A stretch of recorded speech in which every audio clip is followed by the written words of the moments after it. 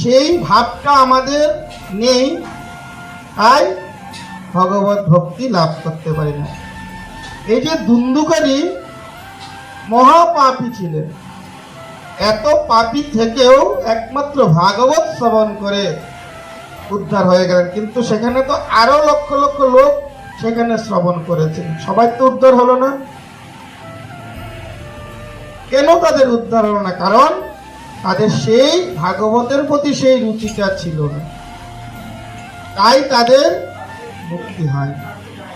এই জন্য আপনি যেই কর্ম করেন না কেন, আপনার রুচিটা যদি ভগবানের প্রতি একদিনের জন্য হয়, তবেও ভগবত ভক্তি লাভ করা যায় একনিষ্ঠ ভাবে।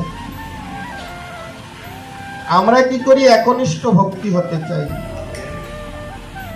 আমরা সব সময় আরেকজনে ভালো বলুক, আরেকজনে আমাকে বাবা করুক, আমি কত ভক্ত মনে করি।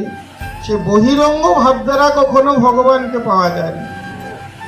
ভগবানকে পেতে হলে অন্তর থেকে আন্তরিকতা হতে হবে, ভগবানকে জানতে হবে। একমাত্র ভগবানকে জানা নিজের মন, এই রুচিটা কিন্তু আমি আপনাকে আনতে পারবো না।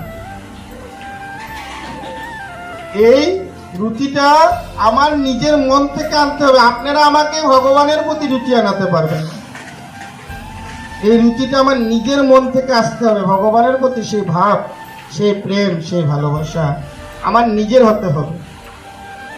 ততদিন ধরে সেই ভাব ভালোবাসা আমাদের থাকবে না, সেই মুক্তি হবে না। আজ এখানে বলছেন যারা পিতৃ পূর্বপুরুষের উদ্দেশ্যে সেই মত ভাগবত কথা পাঠ করা, সে যদিও অতি পাতক মহাপাতক হলেও তার সাথে সাথে উদ্ধার হয়ে যায়।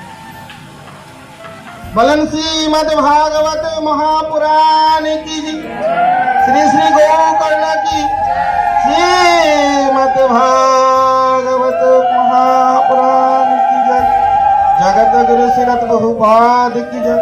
सुखदेव गोस्वामी महाराज की जय। देशदेव महाराज गोस्वामी जय। सुखदेव गोस्वामी